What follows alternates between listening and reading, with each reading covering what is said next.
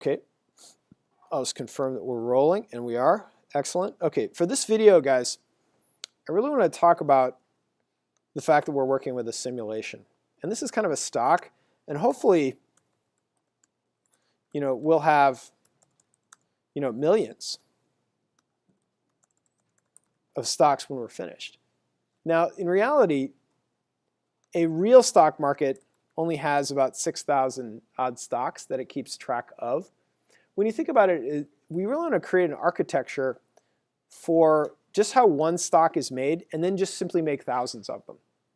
Now that may sound, you may not know quite how we're going to get there. Just relax, because by the end of this first month, you're really going to understand how that happens, and it's not a big deal. Like, creating large computational complexity is not in itself difficult. But you're going to sort of see many, many times over how that takes place. So fundamentally, if we want to make and create a stock market, then probably we want to have the ability just to make one stock. Now, what's interesting about that is that you and I cannot create 6,000 stocks manually. We want to create 6,000 stocks automatically. The notion of making 6,000 stocks, I see people's facial expressions like, what? Like, that's not what I want to do. That just sounds tedious. No way. Programmers are kind of lazy in that they want to think of ways of creating things that do not require work. Does that make sense? So what if we could just create a way for many, many stocks to take root? Well, let's do this. Let's just sort of talk about a fundamental building block of many programs. It's called a random number. So a random number is something that we're going to create that will have a random value. So if we go ahead and print this to the screen,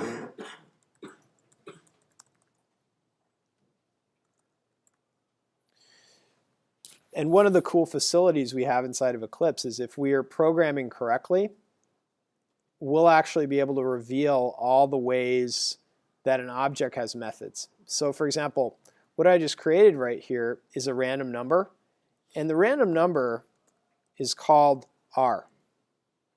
Now this letter R, I could change this, and this could be letter J, or I could call this my random.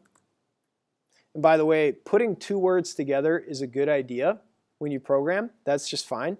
You just want to, when you put two words together, you want to do it like this. You do the first word in little, and you do the second word with big W, with big, and that's what's called camel case.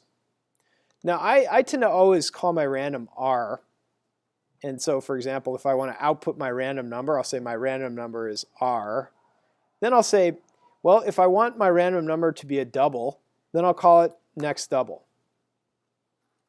And if I wanted that random to be an integer, I just say next int, right? Or next float. And how about next int? Okay, and so I should be able to print that out. So I tell you what, the essence of getting things done is trying to only code 4 or 5 lines at a time. Now I know very quickly, you and I got to this pretty substantive program pretty fast. And what I'm going to do is I'm actually going to shave this program off a bit.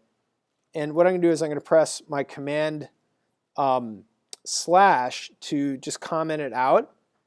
And so when I run it, it will actually make all this invisible. Now, what you could do to uncomment this is you can actually select all this again, and then you can press command slash again, and it will uncomment it. You can also press Control Z if you want to change that and uncomment that. Now, another way that you can comment a large block of code is just go slash asterisk, and then go back to the end of that code, and then go slash asterisk again. And that's what's called a multi-line comment that makes all of this work invisible for now. That's valuable because I want you guys to think about programming as a constant experimentation. There's really no such thing as somebody who just has memorized all of programming and just always writes it perfectly.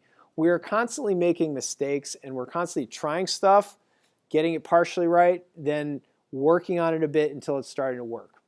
And so for this class, guys, I want to encourage you guys to think about programs as really just taking place maybe 2 or 3 lines at a time. So I know that you have this big project that's called, term project, like, oh no, big project. But in reality, you can make, hundreds of small, you can see that I make all sorts of smaller projects all the time in order to demonstrate very small, limited ideas. And then what I do is sometimes I copy, paste code that's working back into my app, and then I begin to tune it. What gets hard, imagine installing a window into a building. That takes some technical skill. That's hard in itself. But imagine putting a window on in a building that's 30 stories tall. It's like so much more challenging to do the same thing with a lot more riding on that decision. So the same thing works with programs. We contrasted making a program versus, say, operating on somebody. Now, operating on somebody is always going to be harder, but imagine a program that is running, that is worth hundreds of millions of dollars, and somebody asking you to come in and try to fix it. That's kind of like doing surgery on a person. So what I have to say is the more code that you're working with, the more lines of code that you're working with, the harder it's going to be. So you always want to try to create a situation where you're only working with 3 lines of code. Because I know you guys can get 3 lines right all day long. What gets tough is if I'm asking you to try to make 400 lines work together nicely. That takes weeks. Okay? So whenever you're solving a problem, try to back the problem into a corner where the problem is it's in itself easy to solve, but you're pushing it into a corner, so you're forcing the program into a position where you have the advantage. That's going to be important. So just a quick hint. So now my program is only a couple lines long. And I'm going to take out this last bracket so that it has a very limited scope. Oh, and let's just take that up here.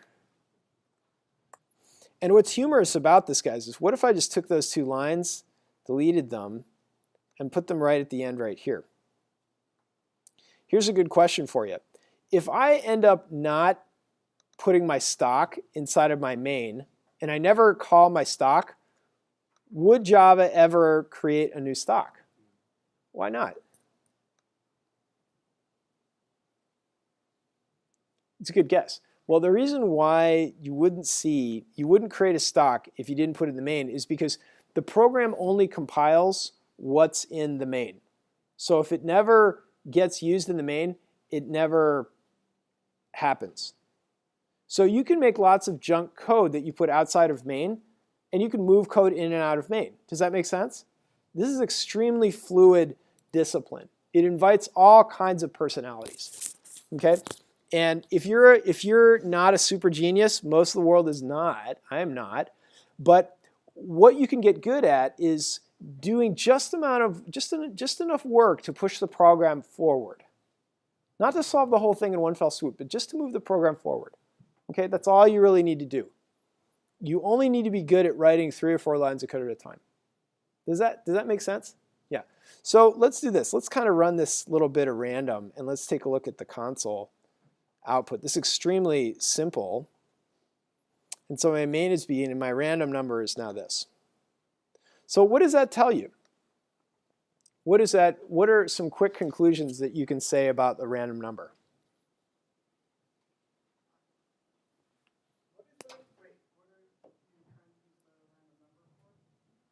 Well, I just want to be able to create a random number so that in the place of a simulation, there's a lot of random things that could happen.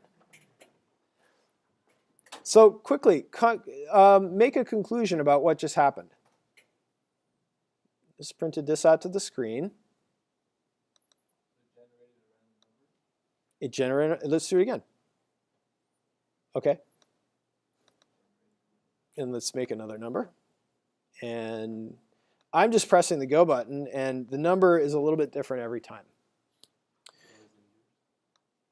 Yes, and you were right about it being integers, because we're taking the next integer. And what if we did the next double?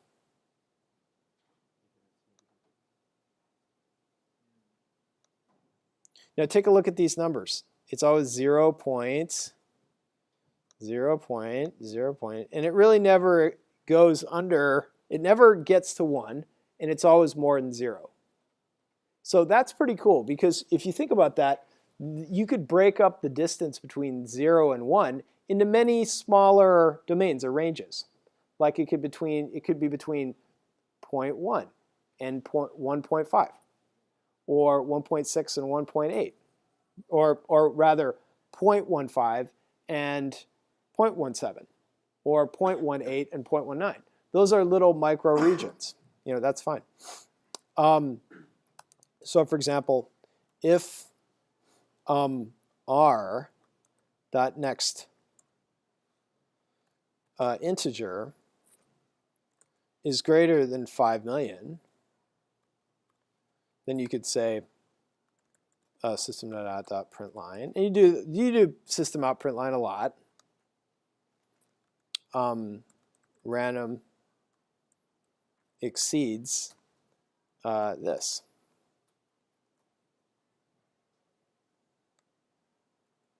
Right? And maybe we embed that inside of a limit. And maybe we just treat that as L is our limit. Right? No sense in writing it over and over. And we can always change limits. And we could also say something like otherwise, and we can copy paste that. The random is under limit.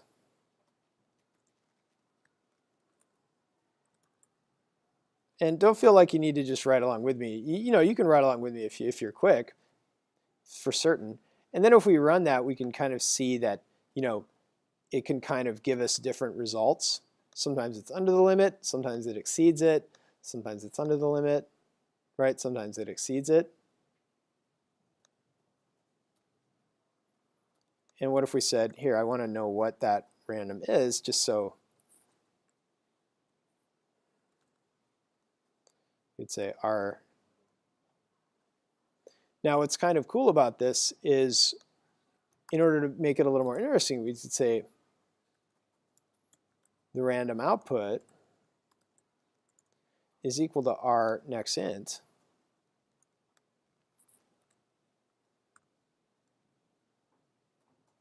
And then we could rearrange that a little bit. And I'm sorry if I'm going quickly, but I just want to demonstrate as much as I can. So let's say I define those two variables right there. And then if what I said is that random output. So defining this variable up top here helps me, because if I call r.nextInt again, it'll create a new random number. So we only want to create that once. So we're just kind of playing around a little bit, but we're kind of acquainting yourself, you're kind of acquainting yourself with these numbers. The random number is this, and the random exceeds.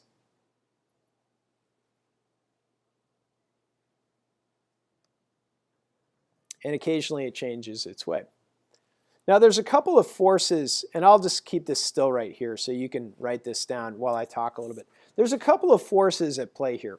One is you're doing variable initialization. You're initializing and defining variables. Here you're doing some conditional testing, or if-else structures, and we otherwise call this flow control. And these are little one-time decisions that get made. Here you're using a random, but you're really calling upon a Java library, which is the random library. And you can see up here at the top that we automatically imported java.util.random. And I didn't bring a lot of attention to this when we began the project, but here's what happened. If I create a random just like this, or if I call for a random, Eclipse kind of says, hi, I'm going to put a red line under this because I don't know where you want me to get random from. Because you realize, did you code the random? Did you make the random? And the answer is, well, I coded a stock, but I didn't code a random. So what we do is we say, well, Eclipse, go ahead and import the random library that's already been created for us. And so that library is already there inside of java.util, which is one of our major program utility. So that gets added to the top of the program there inside of util.random. And that was very similar to when you guys create a stock, which was very similar to random, but it was a new stock. Now what's interesting about this is the stock, Java knows where to get your stock. And I'm just going to open this project up. The Java already knows that stock is inside of your package. But you realize that you had to import random because Java didn't know about it. It didn't know where to get random from. But this random is going to provide a lot of interesting value to us. So I want to say this. Now, you guys, you got a random price for a stock. You also get a random IPO quantity. What I want to assign you with is I want you to define, and let's do this. Here's your exercise for tonight, for today.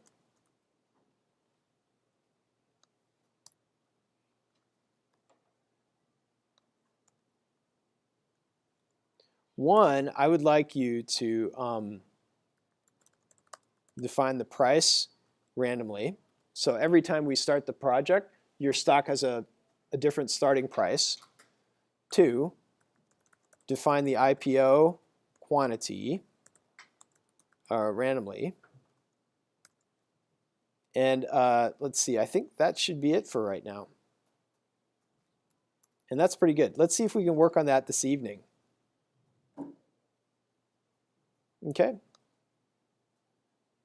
Not too bad, right? Just a couple of lines to do.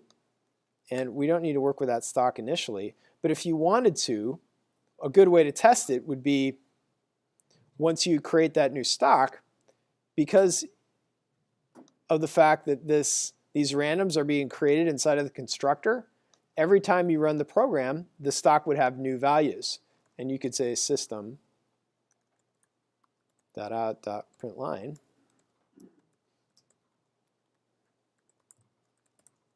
stock price is L.price.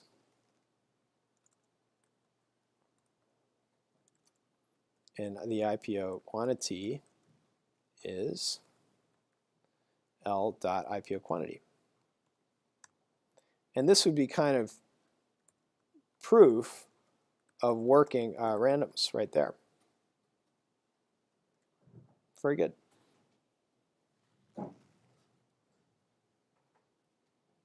So I tell you what, I'm going to stop the video right now. I'm going to give you a chance to work on that, and then we'll pick up the next video right off from where we left off.